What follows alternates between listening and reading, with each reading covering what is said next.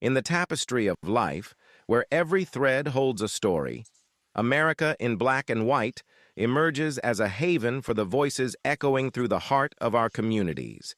In this podcast, we wade through the rivers of our collective experiences, celebrating the vibrant hues of change brought forth by the whispers of hope and the roars of action. It's more than just a conversation. It's a journey into the heart of our society, illuminated by the light of those daring to dream and do. Join us, and let your voice be the melody that guides us toward a dawn where every color finds its place in the masterpiece of our shared destiny. Together, let's paint a future brimming with the positives that dwell in our mind. Good evening, America. Welcome to a special edition of America in Black and White, where we confront the issues shaping our nation with clarity, courage, and conviction. Tonight's conversation is not about left or right.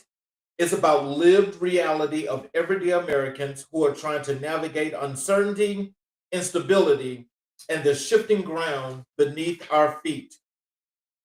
We are living in a moment where leadership is being tested on every front.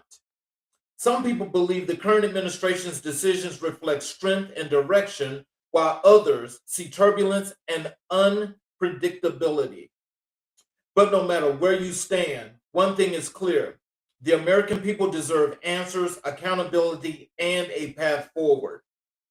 Tonight, we're diving into major issues affecting households across this country: the possibility of a government shutdown in February, the future of healthcare subsidies, the state of our economy, the ongoing fight for voting rights, the complexities of immigration, and rising tensions that have placed America in conflict with Venezuela. This isn't just news. This is about your family, your finances, your freedoms, and your future. So let's talk about it openly, honestly, and without fear. Welcome to the conversation. And those of you that are watching, especially on the YouTube channels or anywhere you're watching, please feel free to put your questions or comments in the chat. And I promise you, they will be read aloud and answered as we do this broadcast. So we're going to talk first about leadership in America. How people across the country are interpreting the administration's decisions. We have those people, again, I guess if you're left or you're right, when you say if you're left, then they say you are a Democrat or you are liberal. If you are to the left, then they say you are Republican and you are a conservative. Well, again, I think for both sides, I think they may think about moderation or moderates, but they're forgetting to think about the people that are independent, and those are the people that make up their own minds. And those are people that don't support either party, but support the issues that are most important to them. And that's the side where I stand as we talk about this particular situation. In this first part, as we talk about interpreting the administration's decisions, what we're finding, for one, let's go back and let's start to where we are right now. We all know that we have a felon that's running this country that's considered to be the leader of the free world. This man is not a president, but he is definitely an occupier. So the issues that are at hand, what comes to play with this is, for those that say that we have a democracy, they want to protect the democracy, they want to do the things that are important about the democracy, or the majority of the same people that went and voted for this person that made this decision while running for office, that stated that those at the top 1% would get what's theirs and they wouldn't have to worry about that because he was going to make America great again and put things back the way they were supposed to be. Now, as we think about these decisions, this man has made the worst decisions when it comes to economics because, for one, he's totally destroyed the economy, and the economy is doing backflips. And so instead of working for everybody, it only works for the top 1%. And so when I say the top 1%, that are those folks that are in that billionaire class. Now, when you say billionaires, some people say there are an enormous amount of billionaires, but that's true, but that's not true. You see, the ones that are actually benefiting from this, the decisions that this guy has made, and again, I refuse to say his name because that name is just, it's not fitting for this platform. But what this man is doing is, for one, everything that needs to help each and every individual in this country. He's made sure that this does not happen. This even includes, as of just lately, where he has actually come out with what's considered to be a proposal or an action that would defund Black America.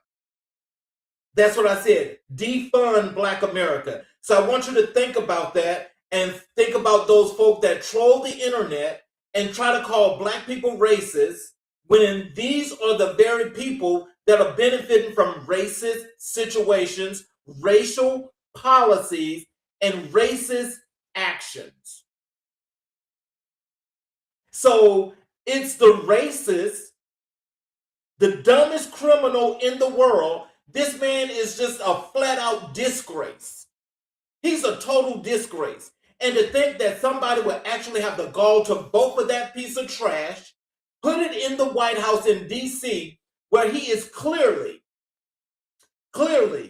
thinking of and trying to find several ways to take rights away from people that are not white. He's a pure racist. Don't care how you look at it. He's a racist. But how dumb and how stupid this actually gets is that this man has the support of not only that dumbass Congress, but the dumb Senate, as well as the Supreme Court. And these folk are actually allowing this man to destroy the fabric of the country, to prevent anyone else from creating generational wealth and upward mobility to do their part to not only create their own legacies for their families and benefit their communities, but to take that away and say it's strictly about white people. This man is a racist. But to call him a racist and then you have people that support him makes you wonder what has been put in the Kool-Aid that they have drank. Because clearly, there is no way that you can say that the policies that are in place right now are going to benefit anyone that's not in the top 1%. So it affects a lot of us. It has affected a lot of us right now. And so just think about as it comes up, because this is bottom up. So, those that may have the opportunity of having the luxury of being a little bit comfortable at this point, I can honestly tell you that as this continues, they'll be affected this year. Because it's already affected those that are working and living paycheck to paycheck. The second part about this is the public concerns about stability, direction, and national priorities. This man is violating states' rights by trying to activate National Guard, the National Guards to come into many different states without the inaction of the actual governor of these states. That's illegal. You can't do that. But the Supreme Court is allowing him to do that. So that in itself right there, that's one of the actual priorities that's an actual problem. Because as a national priority, this is not something that you would think that would happen unless we had an act of war, where you actually have the opportunity and you are supposed to activate the National Guard. But you get folk that are on that left, on that conservative side, that's saying they're for that because they're saying that he should only put those in what they call, for those people that, the people on the right are the folk that's the conservative. but he is saying that he wants to activate the National Guard, and they believe that they should put them in those states for the people on the left, which are the Democratic side. Now, how is that legal, and why is it that these states and these governors are having to go and fight for these rights? That's unheard of. That if you got the district courts that are ruling in favor of these states and these governors, which should never take place, but then the appeal that goes to the Supreme Court is approved by the Supreme Court. And again, the Supreme Court lets you know, if for those that still feel like there's one justice system, that that's a big lie.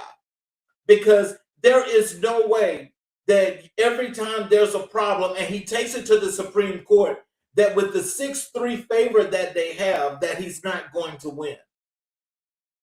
Now, again, these folk are the most corrupt judges I've ever seen in my entire life. I haven't been here long, but 59 years is a while, I think.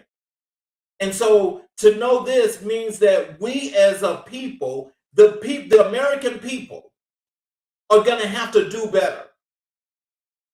Because these divisive policies and the way that they're able to rile up folk to create these narratives that's making people go out and create commit all of these heinous crimes is just it's just ridiculous. It's unreal. There's no way that something like that should actually happen. The direction in which he's taking the country is taking the country back. He's trying to take us back to 1955.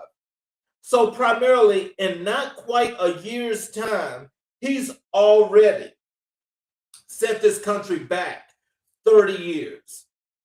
He set the country back 30 years already. So that means that the progress that most people have made, especially those that are Black, African Americans, he's taken us back 30 years, which is not going to allow a lot of the progress that we're having, such as like we already had issues getting loans when we needed them. Now it's pretty much, only a select few will be able to have that opportunity, because most things right now at this point are not affordable. But those people that are working paycheck to paycheck, 2 jobs, maybe 3, you're being taxed unbelievably. I mean, taxes are going up. It doesn't matter what state you're in, but you're being taxed at a rate that's definitely not livable. So if you've got to work 3 to 4 jobs just to survive, which means if you've got to work that many jobs, you're not spending time with family if you have a family. And if you're not spending time with your family, then what is it that you've got to do in order to make this situation much better for yourself and your family? First thing is, they need to impeach this person that's sitting in the White House and get him out of there. They need to get him out of there. But the problem that you have with that is that you have those that are controlling all 3 branches of government that are on that conservative side refuse to do the right thing, which means a seat is the most important thing to them. And following, being a lapdog for a criminal that everybody knows is a criminal, and they refuse to do their due diligence. So if they're not going to do their due diligence, I'm saying this right now, if we're not unified, and if we're not out there doing the things that we're supposed to do in order to make our lives better, these people, if they will stop nothing short, that if they can kill and get rid of each and every Black person on the face of this earth, they would. They would, and that's the whole premise. Donald Trump is a racist. I'm saying that right now. He's a racist, and he's a nasty, low-down, trifling piece of trash that does not know the first thing about business, and people are calling him a businessman. Who in the world could control a business and bankrupt 6 times? If you got to bankrupt 6 times, that means that you don't know the first thing about business. But again, that's favor. That's favor. And that's what people that look like him rely on. They rely on the status of being white. If you're black, you're not going to get that way. But why is it that most of you are refusing to unite? The horrible thing about this is that this man is taking us in a direction that I can honestly tell you that we'll be living like a lot of other folks from a different cultural perspective, where we too might wind up living 10 to 15 people in a house in order to survive. That is totally unheard of. But that's the direction that the country is going. That's the direction he's taking the country on. When you talk about the benefits and the services that people are entitled to, not just by being citizens, but by working and doing your part of paying your fair share into the tax system, into whatever parts of the systems in which funding flows. If you're paying for that, you should get the opportunity to take advantage and use the programs if you need them. They're not doing that. They're not doing that. For one, I'm going to tell you this, especially for the wonderful folk that put this man in office, is that I'm going to start with Social Security. Right now, they're playing with Social Security to the point that what they're going to be doing, they're trying to find a way right now where they've been using it as a slush fund. All the trillions of dollars that's been in that program that's been contributed by those from ever since the program began. They've been taking that money out. That is, every time you look at these conservatives that are in the White House, they've been taking this money from Social Security and using it everywhere in which they want to do. This administration is not the exception to the rule, because it's using it more than you can ever imagine. But then want to cry foul and talk about fraud when this administration is the broadest. I mean, it's the most, oh my God, they've committed more fraud than you can ever imagine. You're sitting here watching people that are directors and leaders of all these agencies that are stealing money from different parts of the government right in front of our faces, and the Congress and the Senate and the Supreme Court are doing nothing to stop it. They're approving it. They approved that when they actually had those placate lawsuits that was in place in the beginning, when he should have been put in prison, not allowed to run for president because he's already been charged for the felonies, but not actually put in prison. They said that he's not ever going to be charged, or you cannot charge him for the crimes in which he has done when he was president or when he is president. So now he's got freedom to run roughshod over the government. So when you talk about stealing from Social Security, you're talking about stealing from Medicaid and Medicare. And if you're stealing from Medicaid and Medicare, and those people that are on the lower end of the spectrum that actually need that for medical care, especially dealing with the affordable health care, which means that it allows them to have much more of an opportunity to use health care than used to be. They've now cut that short. They've taken funding away from that. They've reallocated those funds to something that they're using for their different slush funds, for the different monies that's going to their bank accounts. These people are stealing money. They are stealing money. And they're doing it in front of our faces, but the folk that are supposed to hold them accountable are not holding them accountable. It doesn't matter if you're Republican or Democrat, because there are some Democrats that are also a part of that same game. So then the question comes to, well, what do you do? If it's a Democrat or a Republican, then I just shouldn't even participate. That's not true either. But that is what they are leaving the impression for a lot of people, to not participate in their civic duties, because they figure the more they can turn you off, the more they'll be able to take. The third part of this situation with the leadership in America is the impact and the tone on national unity. The divisiveness is like as high as it's ever been. Racial tensions are worse than they were in the 1800s. They are worse than they were in the 60s. They are worse than what they were in the 40s and the 50s. Because now they've created such a disparity that they have people believing that black people have not only stolen from everybody else, but black people are the problem and they're causing more issues than you can ever imagine. But if there's an issue that they want to have with black people, you know what that issue would be? Is that every time they move the goalposts, black people have actually got with the game, ran with the program, exceeded in the program, and then they want to push it further and say, no, you can't do this, now you have to do this, and you have to do this. They're continuously changing the game. So now, in knowing that this is the case, this is where I'm trying to, I have a problem, and maybe somebody can tell me, send me some comments and questions and tell me what would make somebody want to support this situation or this person if they are not the same. And when I say if they're not the same, it does not matter what your ethnicity is. It does not matter what your ethnicity is.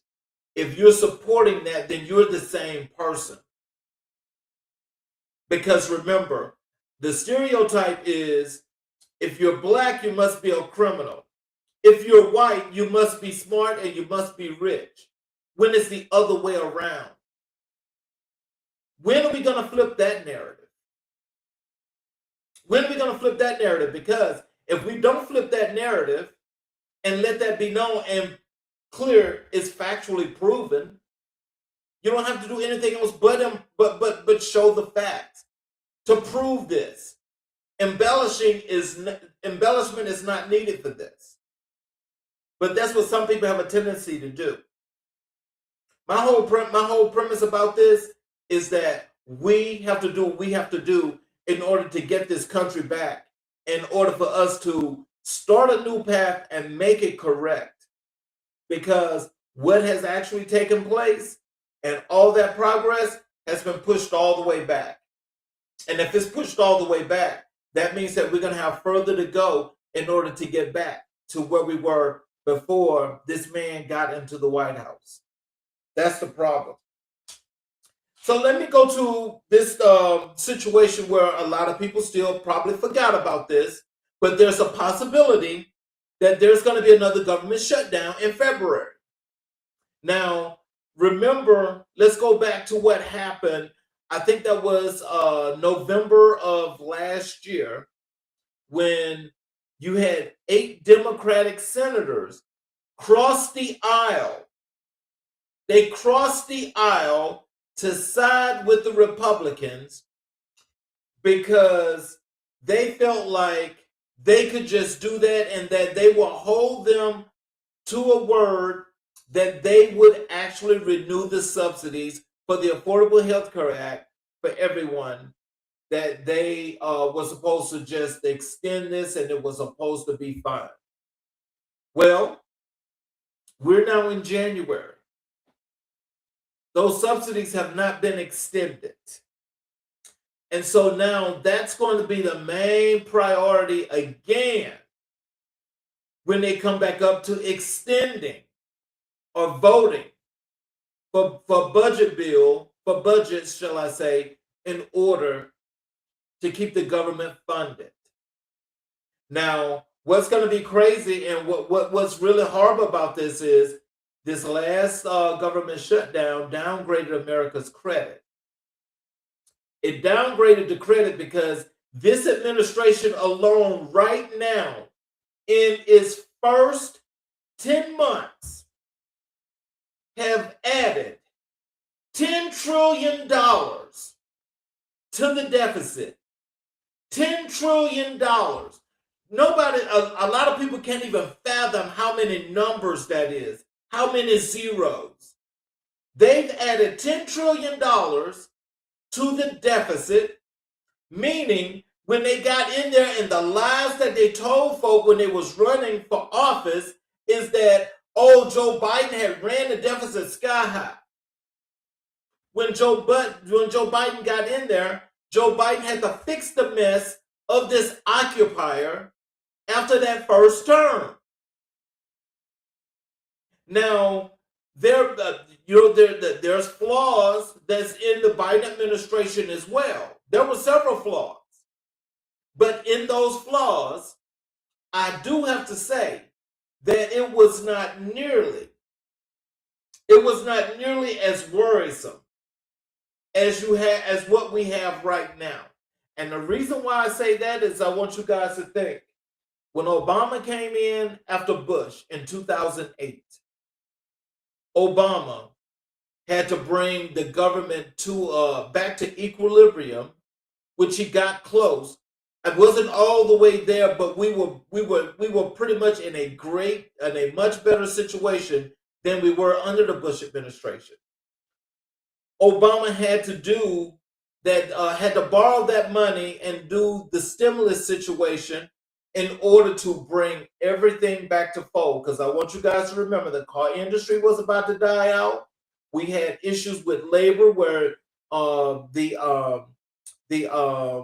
unemployment rate was high and job creations was very low.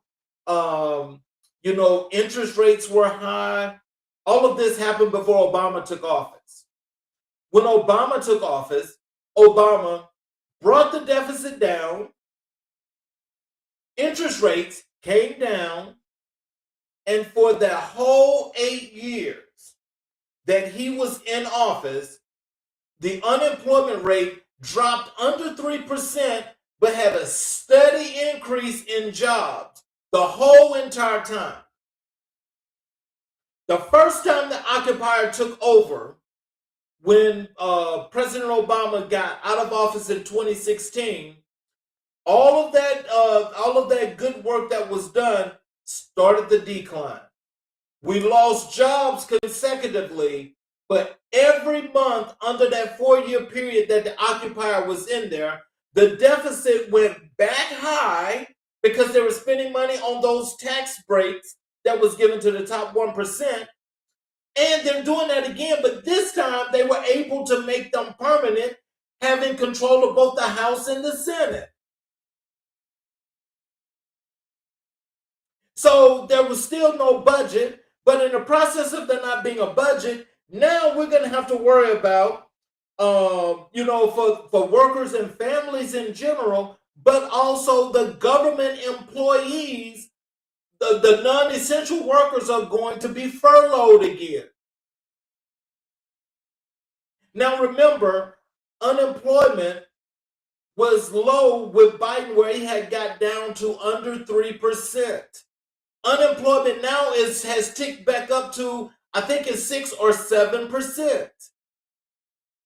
So if it's ticked up to 6 or 7%, and for the Biden administration where it was a little bit under 3%, what do you think has happened to those jobs? What people need to understand is that you've got a lot of these major corporations like Walmart, like Target, IBM, Apple. Well, not Apple, I'm sorry, but they don't, well, Apple gets those credits. Microsoft, who does the spying for the government. All of these companies and their owners and creators that sit here at this top 1%, that top 1% has got a very small number there of people that fit that fit in this tier. And they want to keep it that way. There's not one black person that's in that top 1%. So just think about it. These are the people that are controlling the country. These are the people that are actually making the worldly decisions here in America. These are the people that make the decision if they want to have employment or if they want to just squeeze the neck of every person that's not in that class and take everything away from them. And so what this deserves to be talked about is that not only do these people, are going to cause, if the government does shut down again, we know that means that the healthcare subsidies are going to come up again, even though they expired as of December 31st, which means that if they get a deal done with that, that means that they can backdate it. But even if they backdate it, think about where you're at right now, because those when you go and see the doctor now, you're still paying a high rate for a premium. You're paying high rates. Your co-pays have gone up and will continue to go up.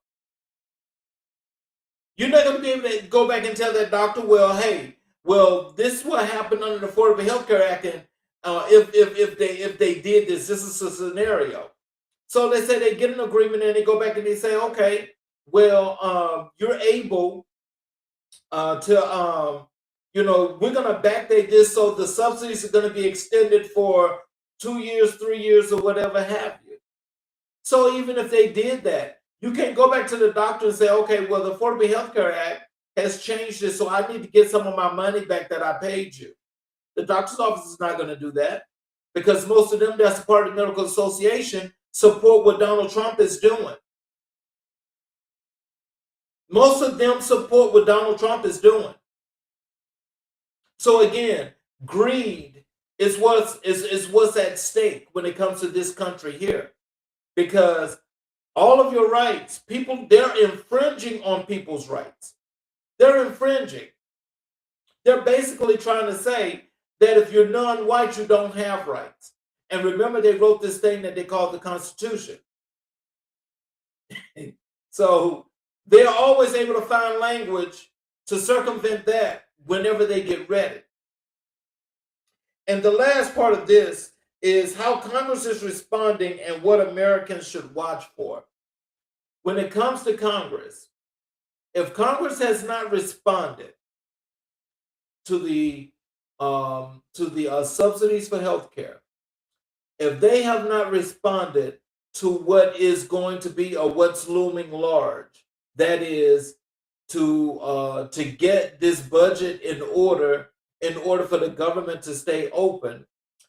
If Congress don't actually do its job in conjunction with the Senate and remove this occupier out the White House, then we will continue to have the problems that we have, because there's too much of the yes man thing going on instead of people actually doing a job. Everybody that's in that cabinet, every last one of them are DEI hires. None of them are qualified to be in the White House. Not one of them. Starting with Donald Trump. Should not be in the White House. Kash Patel, FBI director, DEI hire. The Attorney General, Pam Bondi, DEI hire. Hegseth, DEI hire. And the list goes on. None of these people are qualified. They say they got rid of DEI, but his whole entire cabinet is a DEI hire. Every last one of them, because none of them are qualified, and everything that they're doing is putting the country at risk. So let's talk more in depth about these healthcare subsidies. Well, subsidies, what they mean for working people. What they mean for working people is, when you work and you have the affordable health care, it's not a problem at the low rates that they are, in order for people to afford health care to take care of their families. That was the whole premise of the Affordable Health Care Act. Now, we should all have been alarmed when these people actually had the gall to say everybody was not entitled to health care and health care was a right. Now, where that started, for all of you that don't remember, Remember the 2008 election when Obama ran against John McCain and they had the debate and they asked John McCain and Barack Obama, they asked them, is healthcare a right or is healthcare,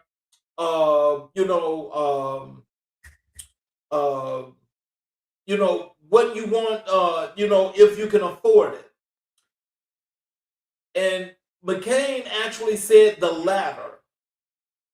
And so my thing is, if healthcare is not a right, then my thing is, what's the purpose of having labor when every other free country around this world other than America has got affordable healthcare, basically universal healthcare, but we don't have that in this country? Does anybody see a problem with that? Because that's a problem. That's a real problem. And concerns about the affordability and access. You see, under the Affordable Health Care Act, people were happy because they could afford it and they were able to cover their families.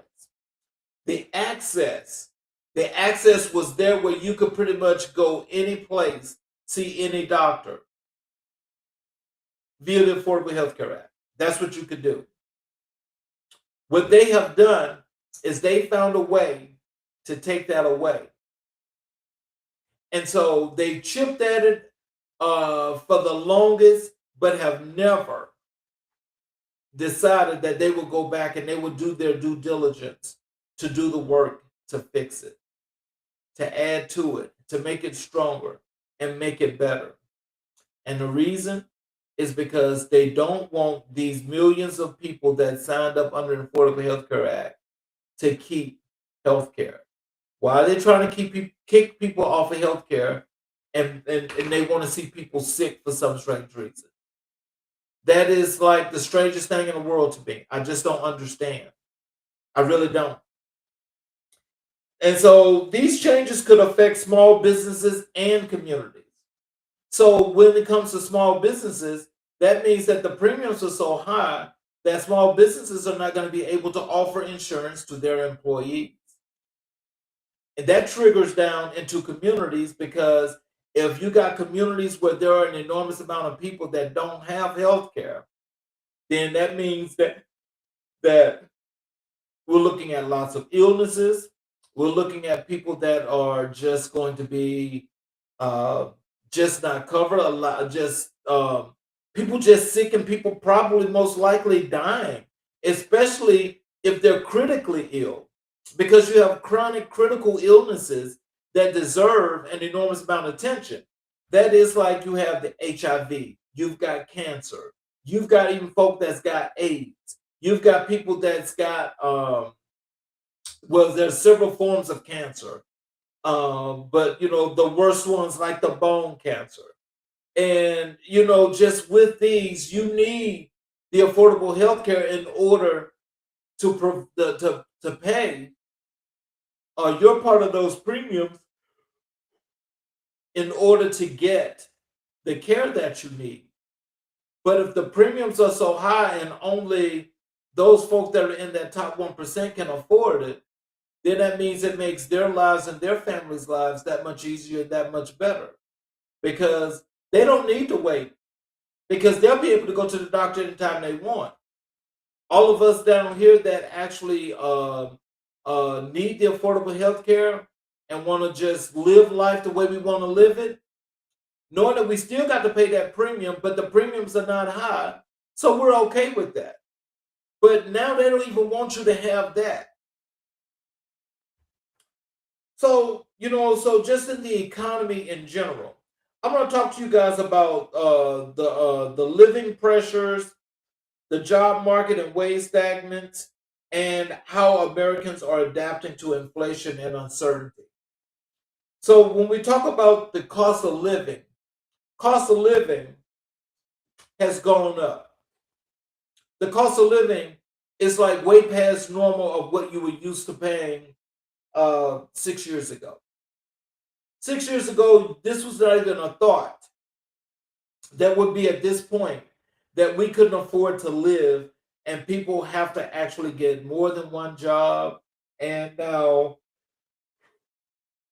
people have to actually do several things in order to survive.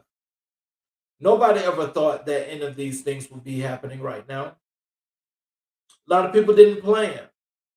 A lot of people that took things for granted when this man was running for office, especially those people that voted for him, when he told them what he would do. But those are the folk that didn't think that they would be affected by what he's doing. Because in this case, the economy is not working for everybody. The economy is in as worst of a situation as it's been in like 30 years. 30 years ago, we had a horrible economy then. It's been much better since then. It's been much better. Could have been better, but it's been much better. You know, and when we talk about the job market shifts and the wage stagnation, okay, I told you guys earlier about unemployment and how unemployment, you know, has actually taken this rise that you would not believe as you're seeing it right before your eyes. Once again, somebody that's supposedly, quote unquote, people call a great businessman is a horrible businessman. This man don't know the first thing about not just running a business, but running a country. He's in there actually doing bidding for those that actually go and they put in their bid for what they want to buy or what part of America. Because America is for sale right now. America is for sale. It's for sale. And so there's a true thing to that that's saying that as long as they can keep the most progressive, best ideas, best small businesses coming and growing to get to the point that they need to get to, they'll make sure that that don't happen because they want to make sure that you don't get to be a part of that top 1%. To be a part of that top 1% means that you get to make decisions about America. But it's okay to bring Elon Musk, which is not an American citizen, from South Africa and make him a part of the American elite. Somebody tell me, how does that work? But also, Americans are trying to adapt because most people are coming up with contingency plans where they're trying to make more than just ends meet. They're trying to connect a lot of different dots, you know, and the dots that's going to be most beneficial, cost beneficial for their families. Because when you're raising a family, that takes a lot. That takes a lot. It takes a lot. So let me tell you guys about voting rights, because voting rights is also one of those things that's popping up right now because you know that's something else that puts us at an all-time low. And the reason why is because there's three things. There's ongoing debates about access, security, and fairness. There's also an issue with how voting rules affect marginalized communities. And there's also the importance of civic participants or participation in 2026. What I want to tell you guys is this. There shouldn't be no ongoing debates because we're all citizens and we know the naturalized citizens of America, where we have had our folk have done what was necessary to make sure that we had the options and the rights to vote. Well, a lot of us have taken advantage of voting, but we have an enormous amount of people that have decided either they were not going to vote or they will vote in a way that, I don't know, just hoping that there was something good going to come out of the vote. Because I think anybody that's voted for this guy, hey, that's your right. But I definitely want to know, what were you thinking about when you decided you was going to vote for Donald Trump?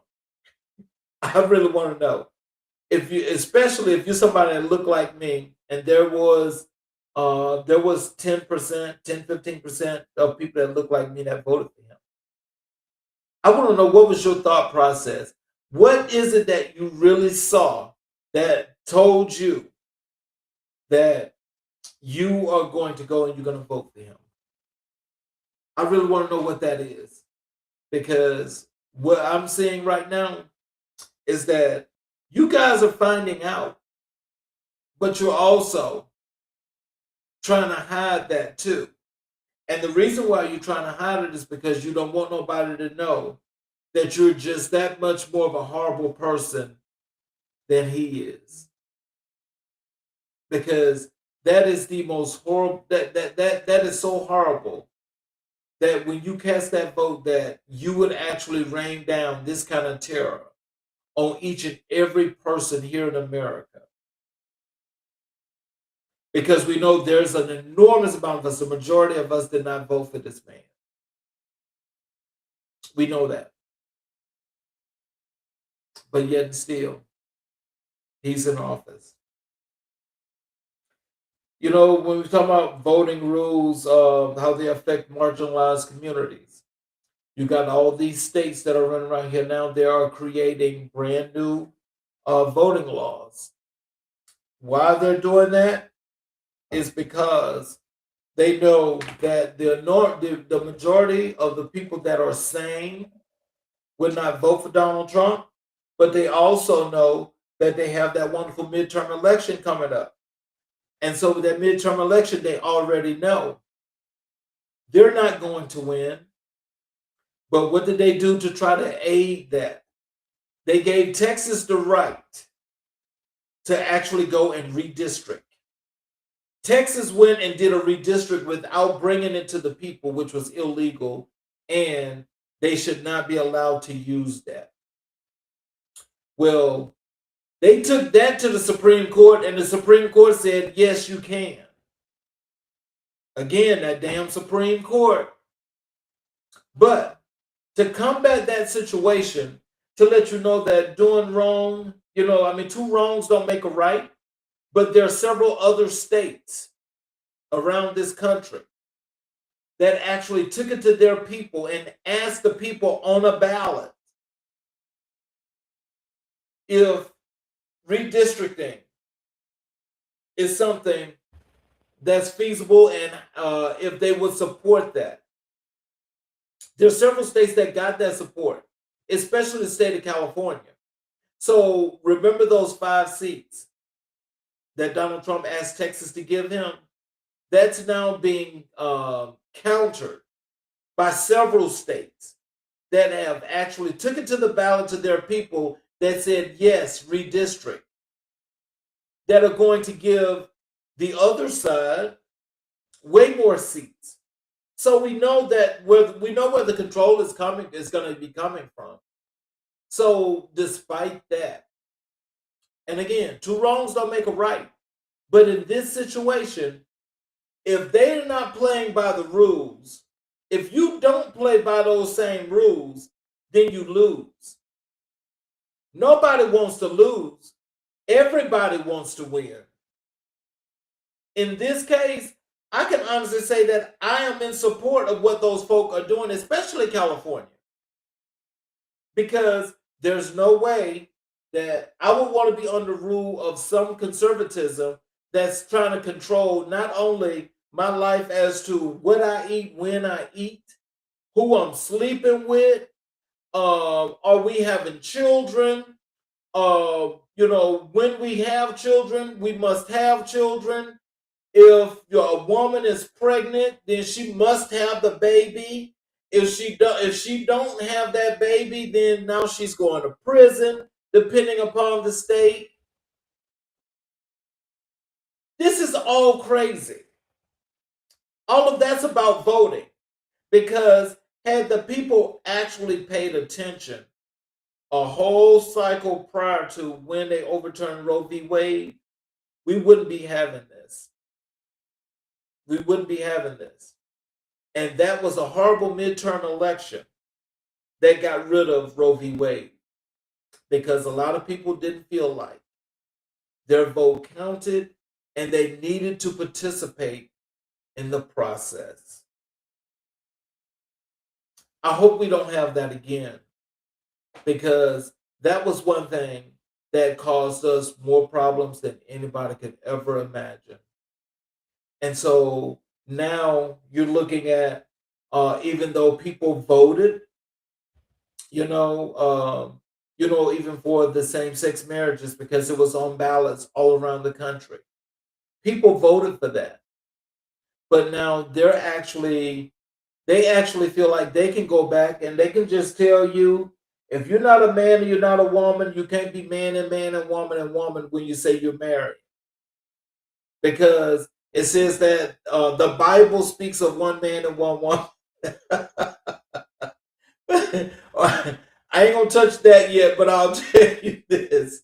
For those of you that are about that Christian religion, I'm gonna tell you, you need to really second look at as to what is happening, because that whole principle is under those very same white Christians that are ruling the White House, that are passing these rules and these laws that are restricting everything that's about freedom. Because remember, these people, when they talking about religion, they don't celebrate that religion the same way most people do. They do not. And so to abide by those principles is repressive. Those people have clearly shown where they stand. And so I don't know. I just think that that's something else that you guys just want to make sure you take a look at. And so the importance of the civic participation, especially now in 2026, is that people need to make sure that they go to the polls and they vote in this midterm election. I don't care who you are, and I'm saying this right now. I'm not a Democrat and I'm not a Republican, but I will guarantee you this one thing, and I'm saying this on air. When I go and I vote, I'm going straight down the ballot. I'm just going to vote for Democrats. I'm not even doing vetting. I'm not vetting anybody. I just know that I'm voting Democrat because I'm going to give them this opportunity. I'm going to give them the opportunity to let me know that I can trust them. So the next time I'll know that I'm not going to. But I'm trusting them now because what the conservative folks, these Republicans are doing, these folks are all about repressing people's rights. They can give less than one care about any iota about anybody that's not rich. They're all there working for rich folk. And you got some Democrats that's doing the same thing. When that billionaire called them on the phone and he tell them, you better vote for this, you better not vote for that, that's what's going to happen. That's what's going to happen. But I'm going to tell you, this midterm election, everybody that's got the right to vote and everybody that's eligible to vote, please go vote. Please go vote. Vote early. I'm always voting early, just so you know. I don't like standing in the lines. So I do early voting. Every time there's an election, I do early voting. I ain't waiting for that day of voting. Because I can't stand in them lines. The lines get long because a lot of people like to wait till late to vote. I want to vote early. Go and vote early. Go and vote early in this midterm election. Please let people know that you have done your civic duty and you've done all you can when you go to the polls and you vote. Because that matters. It matters to each and every last one of us. It matters. So let's talk about this immigration. You know, they've got the border policy debates, they got economic and humanitarian implications, and how immigration affects local communities. Let's first start with this border policy debate. Now, if you guys remember, they were saying under the Biden and Harris administration that we had open borders. Now, ever since I came into existence on this earth in 1966, that's my born on year. Ever since then, you know, I understand and I've learned as I've grown and matured from a young kid to a young adult to a mature adult now as to not only what my civic engagements are, but why they're important. So when we talk about this border policies are not what they're supposed to be. And let me tell you what I mean by that is that, um, we have programs and we have programs that actually bring workers from other countries, that is from blue collar to professional, that people have to, go through clearance before they're actually authorized to come over into the country. Now, let me tell you, under the professional side, those are H-1B programs that major corporations, Google, Amazon, Microsoft, Apple, plenty of more, and many, many more, they apply with Homeland Security for these H-1B workers, because if you're doing technical work, especially, that's under the professional field. They apply for so many workers for whatever country or countries to bring people in, right? When they bring those people in, they're responsible. You guys need to make sure you understand this. I'm talking about the H-1B program first. Under this program, the company is responsible for that undocumented worker that's here. The company here in America is responsible for those workers that come to America undocumented. So I want to make sure you understand, because these folk primarily, we're talking about the folks in the top 1%. So when they fulfill that contract, those people are supposed to be returned to their country. So let me tell you how it works. The majority of those folk, they come here, they do this work, they don't fulfill the contract, but they go AWOL. So now the company's supposed to, quote unquote, don't know where the worker is, and the worker is just wandering all about somewhere. This is how they get to stay in the country. That's how they get to stay in the country. So do you think Homeland Security is roaming like they're supposed to, roaming the country and tracking these people? No, they're not. But they tell people in these political campaigns that the Democratic Party is bringing, has got open borders and just letting people run into the country. Now, that's from the professional side, but that same technique applies to all the other programs, whether it's H-2A, whether it's H-2B. See, these are the folk that come in from other countries that do the work in the fields. That is, going out picking the fruit and plowing fields and things of that nature. That's how those people get here. The majority of them come from around the South American area. You got a lot that comes from, other parts, but the majority come from the South American countries. When they get here, that same rule that I told you about the H-1B program applies to these programs. Well, when those workers are supposed, when that contract is about up, because they actually have migrant housing for them and everything. Those people take off and run as well. So they're just in the country. And so what some of those people have done is that they had been here like maybe 10, 15 years.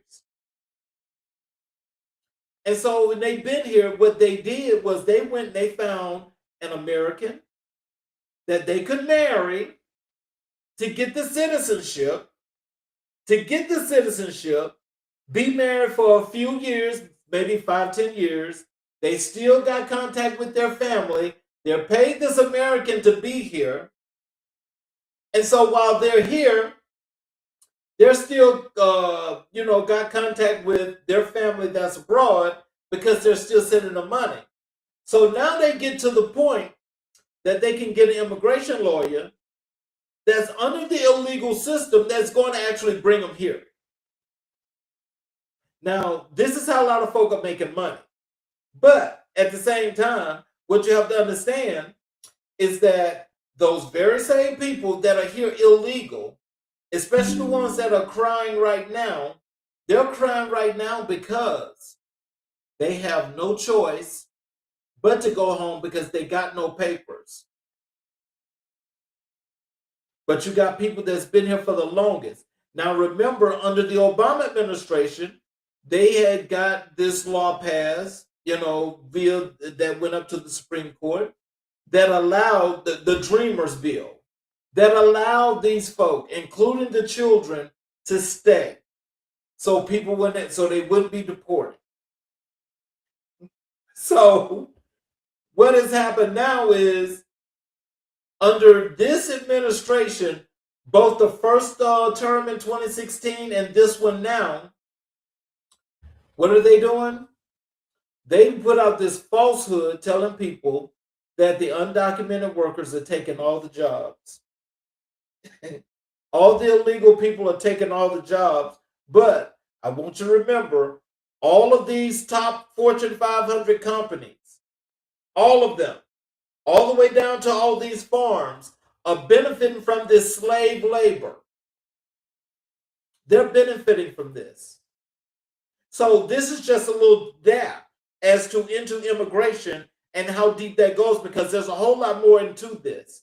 And the reason why I can speak about those programs is because as a federal employee, I've actually had to do some of those investigations. So I know this. So it's not just something just to be saying. And so from the economic and humanitarian implication when it comes to immigration, we've got so many undocumented workers that now a lot of them have now become documented. But the issue is that now a lot of them, that are being deported is a hurt on the economy, because the economy has gotten used to the money that these people spend. So again, we're going back to greed, because if they're spending that money, we want that money to stay here. So let's just find a way to bypass what the law says, and let's just make them citizens. Good or bad, that's what's happened. Good or bad. It depends upon the person. It depends upon the family. But that's where we are with that. And so how immigration affects all of our local communities is that all of the communities where all of these people are close to or a part of, or what they share with, the issue is that now that the economy has gotten used to those dollars and these people, they count them in the census, then it's taking away from where a lot of communities are actually getting funding, which means they're not. So again, that's a two-headed monster where we have to look at this many different ways. Many different ways. Now, the big thing that's just happened is I want to talk about this conflict with Venezuela. And, the tensions and global implications are rising, concerns about the military engagement, and how the conflict affects energy markets, diplomacy, and national security are the most important things to talk about at this point. First thing is this. When they talk about rising tensions and implications, I want to ask you guys this. Who in their right mind, and why would you think that it's okay for one country to say it can control another country and tell this country what they can and cannot have? First of all, does that even sound right at all? The answer is no, it does not. Because for me, it's like, how dare you tell me what I can have in my house, and you want to come up in my house and tell me what I can and cannot have? Really? Now, there's been several dictators that these folk have caused uprisings in these countries, caused people to get killed. And when they cause these people to get killed, they forget about the consequences behind that. Now, with the Venezuelan situation, how can you, America, under this dictator, okay, this dictator telling another dictator that you're bad and we're going to just take you out, we're going to bring you here to America and hold you accountable and put you under our justice system and prosecute you? I don't know nowhere in this entire world, I don't care what country you in or what damn world you living in, you know good and well you cannot do that. Well, that's what they're trying to do. And so to get Maduro and his wife and to bring them here to America like they did, but then say they're voiding the immigration policy with the folk that are here from Venezuela, and they're going to deport them and send them back to Venezuela. But on top of that, Donald Trump says he is going to run Venezuela until he feels like they're able to lead on their own. Now, I want you to think about that. I want you to think about that, because he's doing this in more than one country.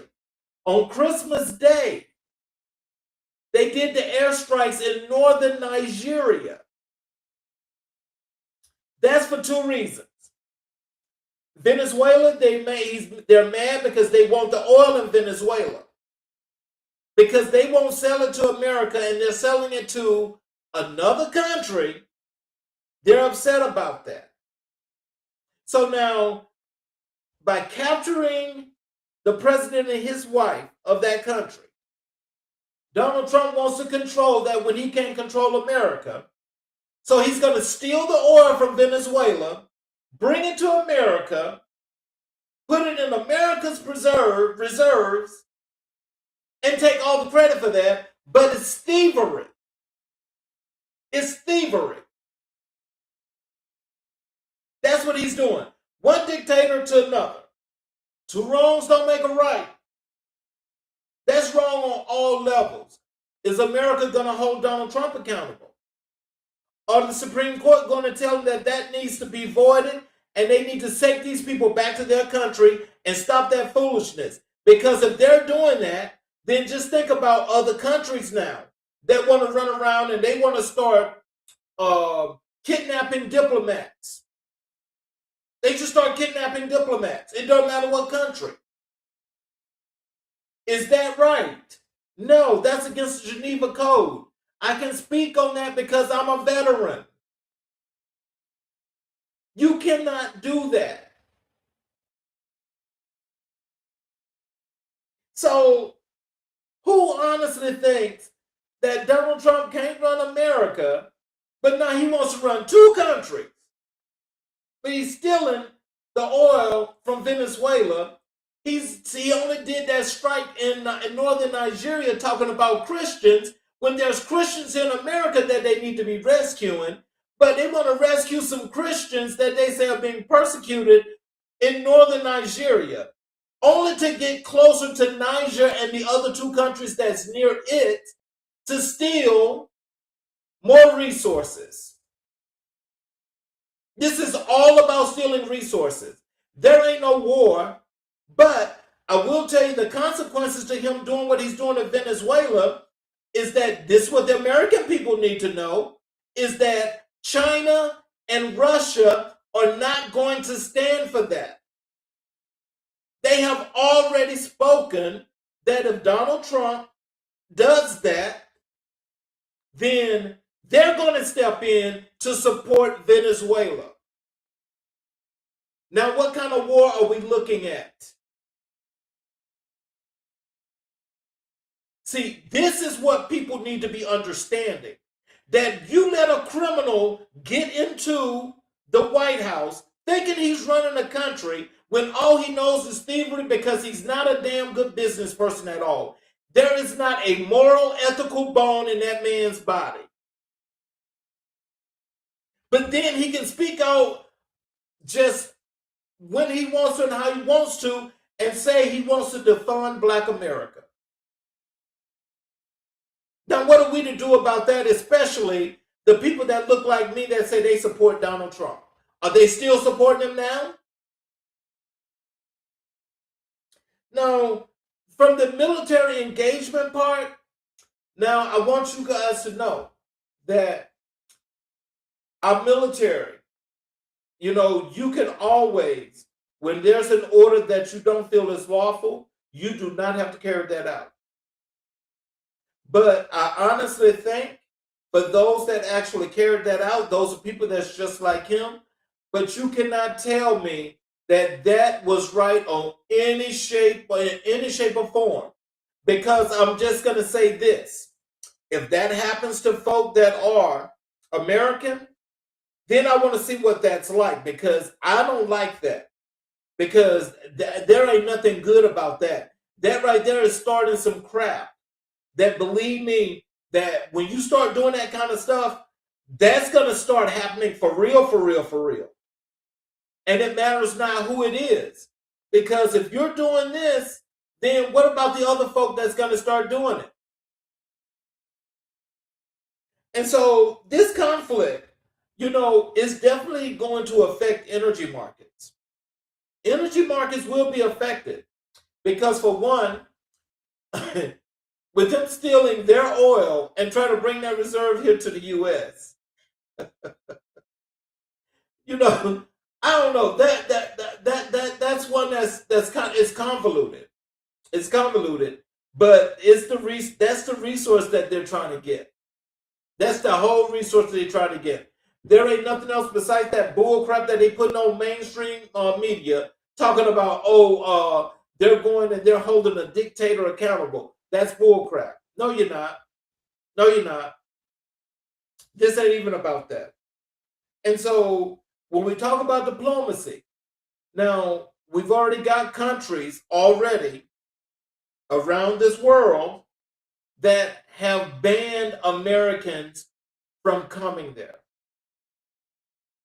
Now, what's going to happen if the ban gets larger and it gets bigger? Then what? Then what? So see, ain't nobody talking about that. But yeah, there are countries that are already banning Americans from coming over there to different, which there are several countries now that's actually doing that, and we're losing allies. So my thing is this. I'd rather play it safe and be comfortable and not have to worry about traveling to some other country, knowing that once I get there, I might not be able to leave because they want to lock me up. That's just crazy. And then when we talk about national security, and as I was saying, is that now if this starts happening where just countries just start coming in and they just kidnapping our presidents or the other diplomats, and just doing this thing where it's just going all over the place. What should we expect from that? I think that's one of those things that we as Americans, we've got to be very, very cautious as to how we handle these kind of things if we're really for this, because those that got the power to speak up need to be speaking up, and they need to be stopping that, because there's nothing that says that that's right. And so anytime, I know from past history, anytime that there's a resource that this country doesn't have access to, it always finds a way to cause an uprising in that country, cause people to kill leaders. They go in, kill the main leader, and then the country's kind of like at a standstill until it starts over again. Not right, but that's what they do. So let me just tell you guys this. There's three things that's relevant to Americans right now at this point. That's economic stability, that's access to essential services, and that's protection of rights and freedoms. And so when we talk about economic stability, that is, we've got to think about the rising cost of living. We've got to think about job security and wage growth. We've got to think about the impact of government decisions on households and budgets. So that means that from the legislative and judicial parts of this country's going to have to get better. And they're going to have to put things back to where they were. To get back to equilibrium means that you're going to have to bring those very same resources that were taken from one side and put on the other side. We got to bring that back. We got to bring that back, because if we continue on this path right now, and just think about this, there's an enormous amount of jobs that hadn't given people raises over the last 7 to 8 years. Some people got raises last year, they got raises this year, but there's been a lot of companies where that did not happen. Unemployment is actually rising and has been on a steady rise here in less than a whole year under this administration. So if that's the case, then what are we going to do about that? We've got to think about those things, because people have got to plan. And if you don't plan and you don't make things the way they need to be, then we're going to have other problems that we'd be dealing with.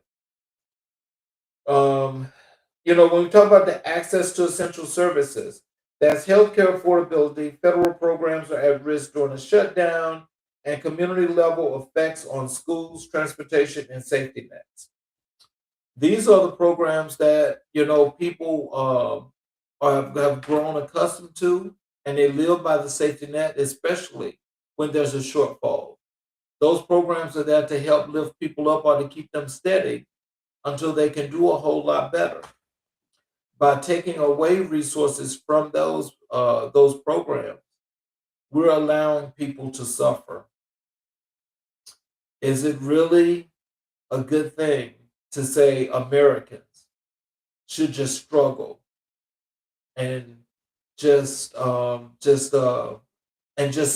from all the things that that they know better as to where's the country when they need the help?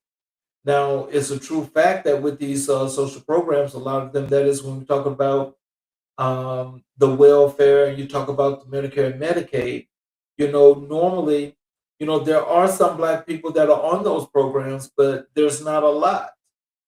And so it's like when Black folk apply for those programs, what has normally happened for them is that they've been found to be unqualified. Okay? So with them being found to be unqualified, they're able to continuously save money, but they save the money by hurting Black people at the same time. But you got people that say that they're okay with, especially what this administration is doing. I don't see it. And so when we talk about the protection of rights and freedoms, voting access and representation, immigration policies affecting families and communities, national security concerns, and human cost of conflict. These things are major here. And this basically helps in the operation of the world. And so when we talk about that voting access to representation, when we go vote, we should have that opportunity to go and vote free and fairly, and not have folk coming up behind us trying to find out how we voting or what you're doing or whatever have you, because that's sacred. That's not for folk to be looking over your back and say, oh, let me see how you vote. These immigration policies, they're going to affect plenty of families and communities. But the thing is, when are they going to actually go and sit down and just do the policy? That's what Republicans and Democrats need to actually take this serious and do the job that they need to do. We don't need to go close to what we need to do. We just need to do the job. And national security concerns and human cost of conflict. That is one that, with the human cost of conflict, That is one that we can't really say what's the plus and what's the minus to this, because that is what it is. And so I want to thank you guys for being here. For those of you that have tuned in and watched the show, I want you guys to know that if even if it's tomorrow, if there's anything breaking more that's different about this situation in Venezuela, I'll definitely bring it to you. Um, I just want to thank you guys, and I look forward to our season premiere on on January 12th. I look forward to that, and I'm going to be looking for you guys to be there to support us and to enjoy the show. So, in closing, as we close tonight's special edition of America in Black and White, I want to leave you with this. America has always been at its strongest when everyday people stay informed, stay engaged, and stay united in purpose. The challenge we face, from economic uncertainty to global conflict, are not small, but neither is the power of the American people. Leadership will rise and fall, policies will shift, crises will come and go, but the heartbeat of this nation has always been its people. People who demand better, who push for progress, and who refuse to let fear or division define our future. Tonight's conversation is just the beginning. Keep asking questions, keep holding power accountable, and keep believing that your voice matters, because it does. Thank you for joining me. I'm Charles King, and this is America in Black and White. Stay safe, stay informed, and stay empowered. You guys have a great evening.